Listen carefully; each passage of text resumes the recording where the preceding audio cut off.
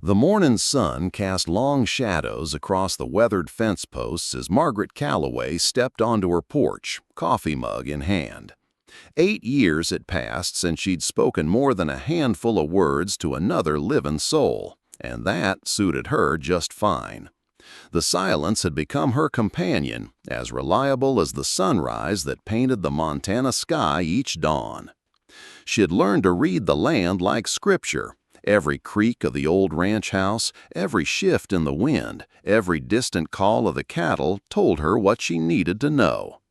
Words were for townfolk, for people who hadn't buried their hearts alongside their husbands in the hard-packed earth of Boot Hill Cemetery. The ranch stretched out before her like a brown sea, 20,000 acres of stubborn grassland that had fought Jacob Calloway tooth and nail for 15 years before finally bending to his will. Now it was hers, though she often wondered if she owned it or if it owned her. The cattle moved like dark specks across the horizon, and she counted them out of habit. 237 head, same as yesterday, same as the day before. Margaret had been 28 when the fever took Jacob, leaving her with nothing but debt, drought, and the kind of loneliness that settles in your bones like winter cold. The bank had come calling 3 times that first year, their city suits and soft hands looking out of place among the dust and sage. She had met them at the door with Jacob's Winchester, not saying a word, just letting the barrel do the talking. They'd stopped coming after that. The townspeople had expected her to sell, to pack up her grief and move back east where proper widows belonged. Instead, she had learned to brand cattle, to mend fences, to doctor sick animals with the same steady hands that had once sewn quilts and kneaded bread. The work had saved her sanity, if not her soul. She was halfway through her morning coffee when she heard them, the distant thunder of hoofbeats that made her chest tighten with the old familiar dread. Riders always meant trouble, and trouble was something she'd had enough of to last several lifetimes. Margaret set down her mug and reached for the Winchester that never left her side. Through the heat shimmer rising from the plains, she could make out the dust cloud growing larger, closer. 12 riders, moving with the purposeful gait of men who knew exactly where they were going.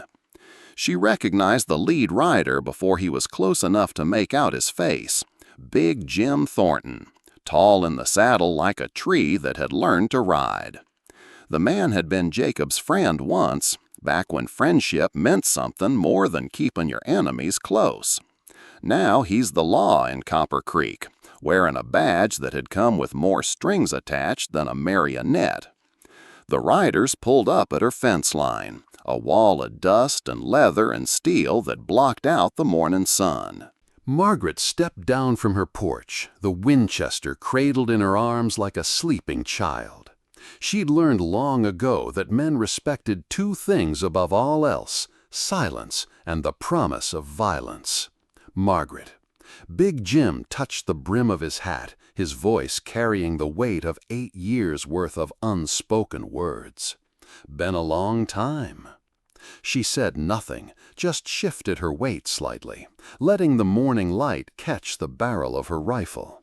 The other riders shuffled in their saddles, hands resting a little too casually on their gun belts. She recognized some of them, drifters, hired guns, the kind of men who sold their loyalty by the day and their consciences by the hour. "We need to talk," Big Jim continued, his horse dancing sideways under him. "About Jacob, about something he left behind." Margaret's finger found the trigger guard, and the small metallic click seemed to echo across the plains like a gunshot. 8 years of silence, and now they came asking about her dead husband? The irony wasn't lost on her. She'd spent nearly a decade learning to live without Jacob's voice, and now it seemed his ghost still had things to say. "There's gold, Margaret," Big Jim said, his voice dropping to barely above a whisper, A lot of gold, and we have reason to believe Jacob knew where it was. The wind picked up, carrying with it the scent of sage and the distant promise of rain. Margaret's grip tightened on the Winchester, and for the first time in 8 years she felt the urge to speak. But silence had become her armor, and she wasn't about to shed it now, not when 12 armed men sat on her land asking questions about treasures that existed only in dead men's dreams. The standoff stretched between them like a taut wire, and Margaret knew that whatever happened next would either bury the past forever or drag it kicking and screaming back into the light. The choice was hers, and hers alone. Margaret's weathered hands remained steady on the Winchester as she studied the faces of the 12 men before her. Each one told a story of hard living and harder choices, but it was the hungry gleam in their eyes that made her blood run cold. She'd seen that look before, in the eyes of wolves circling a wounded deer, in the faces of men who'd forgotten that some things were worth more than gold. "The Esperanza mine," Big Jim said, his voice cutting through the morning silence like a blade. "Mexican gold, stolen during the war. Your husband was part of the crew that hit the wagon train, Margaret. We've got witnesses." The accusation hung in the air like smoke from a branding iron. Margaret's jaw clenched so tight she thought her teeth might crack. Jacob had been many things, stubborn, proud, sometimes harder than the land he'd worked. But he'd never been a thief. The man had returned a stray penny he'd found on the general store floor, for Christ's sake. "Happened 15 years ago," continued another rider, a wiry man with a scar that ran from his left ear to the corner of his mouth. "Right before he married you and bought this spread. Mighty convenient timing, wouldn't you say?" Margaret's mind raced backward through the years, searching for any sign, any clue that might have revealed such a secret. She remembered those early days of their marriage, how Jacob had worked himself to the bone to make the ranch profitable, how he'd counted every penny twice before spending it. If he'd had stolen gold, why had they struggled so hard just to keep food on the table? "Show me proof," she said, her voice rusty from disuse but sharp as a razor's edge. The words seemed to surprise even her. They were the first she'd spoken to strangers in 8 years, and they tasted foreign on her tongue. But some accusations demand an answer, even from a woman who'd chosen silence as her shield. Big Jim reached into his saddlebag and withdrew a leather pouch darkened with age and wear. From it he produced a piece of paper that had been folded and refolded so many times it looked ready to disintegrate. "Here's a map," he said, unfolding it carefully. "Found it in the belongings of Miguel Santos, one of the Mexican guards who survived the raid. Took us 8 years to track down his family, 8 years to convince his widow to part with it." Margaret squinted at the crude drawing, her heart sinking as she recognized the familiar landmarks. The twisted oak by the creek, the rock formation that looked like a sleeping giant, the old mine shaft that Jacob had always warned her to stay away from. The map was of her land, no doubt about it. "According to Santos," Big Jim continued, "the gold was buried somewhere on what's now the Calloway Ranch, and your husband was the only member of that crew who lived long enough to know exactly where." The implications crashed over Margaret like a flash flood. If the gold was real, if it was buried on her land, then these men wouldn't just take it and leave. They'd tear up every acre, destroy everything she and Jacob had built, and probably kill her to keep their secret safe. "Even if that's true," Margaret said, her voice growing stronger with each word, "Jacob never told me about any gold. Man's been dead 8 years. Whatever secrets he had, they died with him." The scarred man laughed, a sound like breaking glass. "Maybe so, ma'am, but we figure you might know more than you're letting on. Women have ways of finding things out, especially when they're married to the man keeping the secrets." Margaret's finger moved to the trigger of her Winchester. "Get off my land!" "Now, Margaret," Big Jim said, raising his hands in a gesture of false peace, "there's no call for hostility. We're willing to make you a deal. You help us find that gold, and we'll cut you in for a fair share, enough to keep this ranch running for the rest of your life, with plenty left over." "And if I refuse?" Big Jim's expression hardened, and suddenly Margaret could see the ruthless man who'd clawed his way to wearing a badge in a town where badges were bought and sold like cattle. "Well, ma'am, that wouldn't be wise. You see, we've got legal documents that say this land was purchased with stolen Mexican gold. That makes it subject to confiscation by the territorial government." He pulled out another paper, this one bearing official-looking seals and signatures. "Of course, if you were to cooperate, we might be able to make those documents disappear. But if you don't," he shrugged, letting the threat hang unspoken. Margaret felt the ground shifting beneath her feet, not literally, but in every way that mattered. Her whole world, everything she'd fought to preserve, was suddenly balanced on a knife's edge. The silence she'd cultivated for 8 years was about to be shattered by the echoes of her dead husband's past. "I need time to think," she said finally.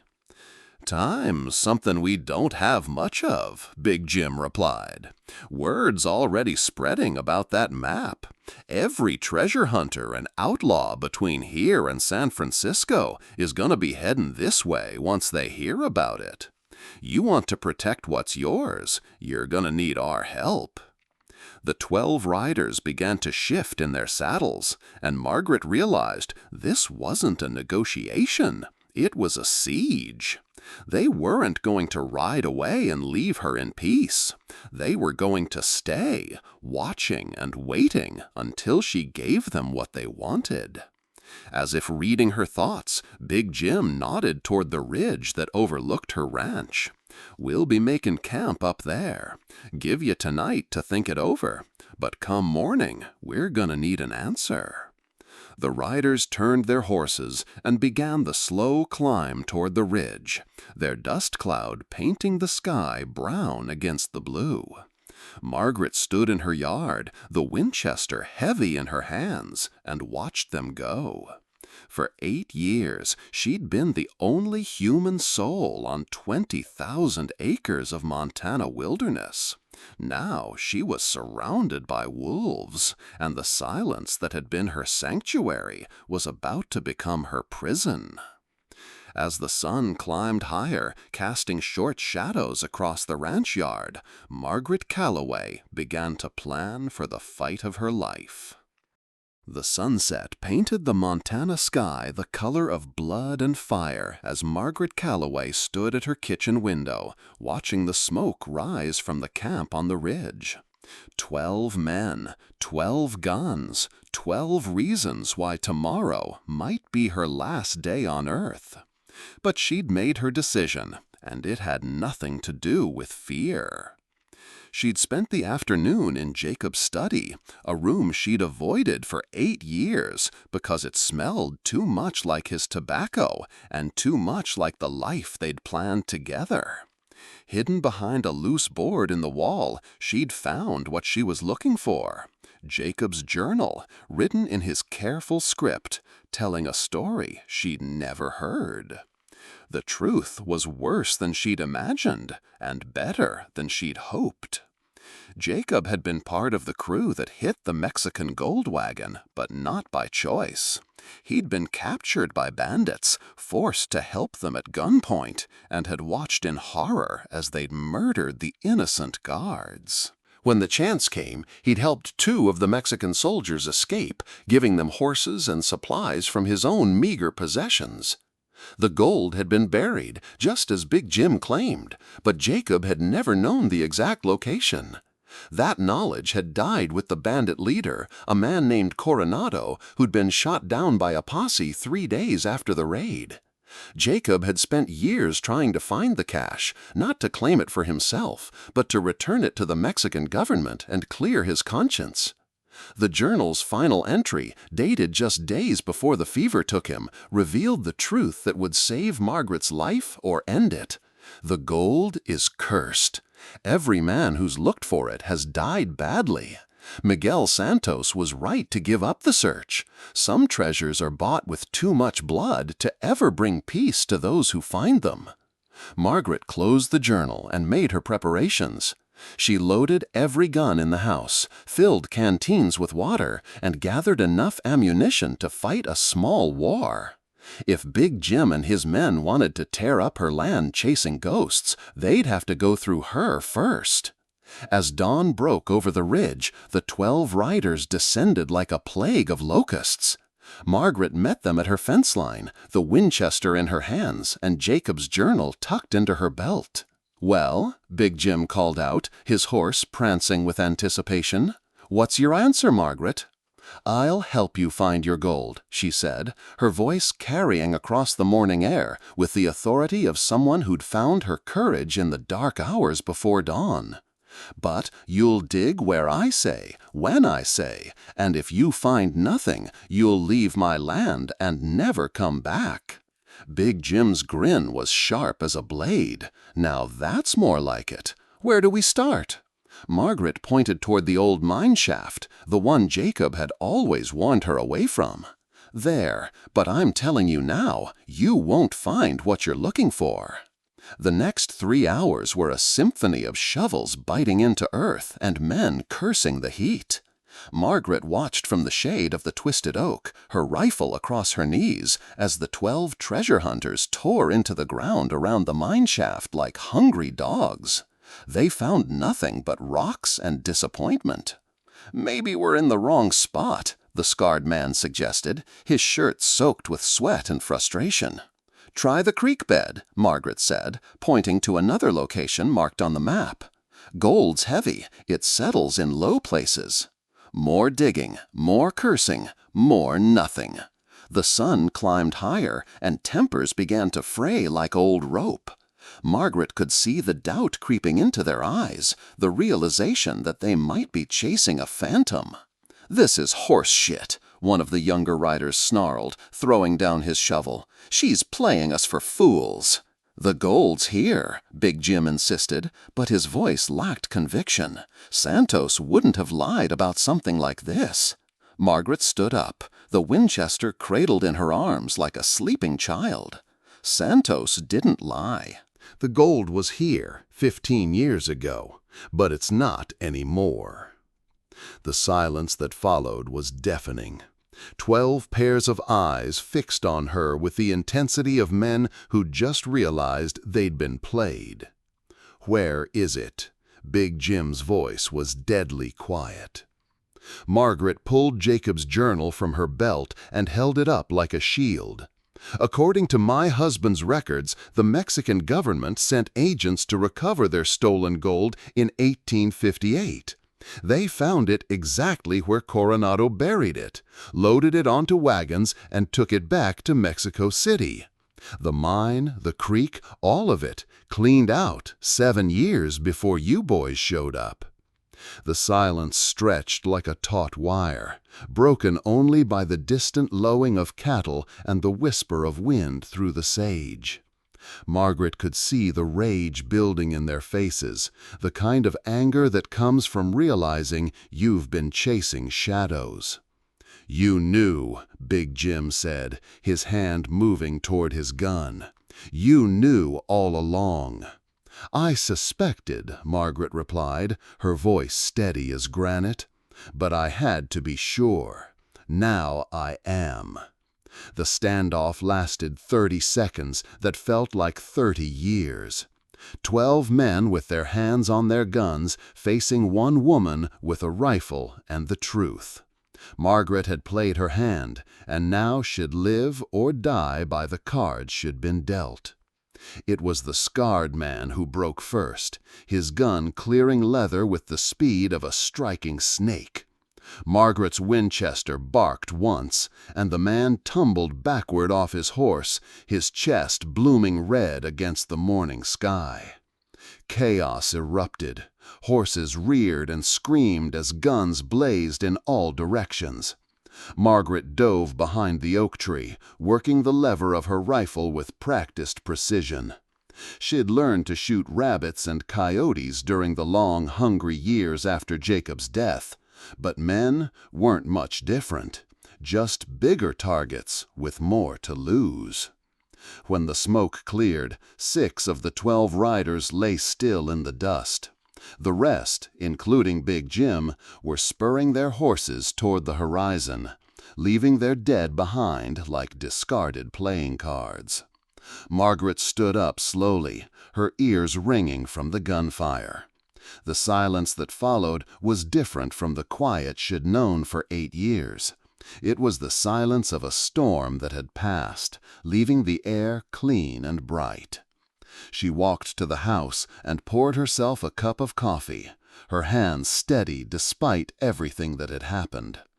The ranch was hers again, truly hers, and the ghosts that had haunted it were finally laid to rest.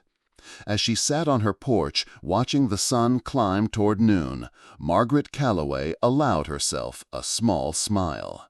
She'd spoken more words in the past day than she had in 8 years, and every one of them had been worth it. The silence was still there, waiting for her like an old friend, but now it was a choice rather than a prison. And that made all the difference in the world.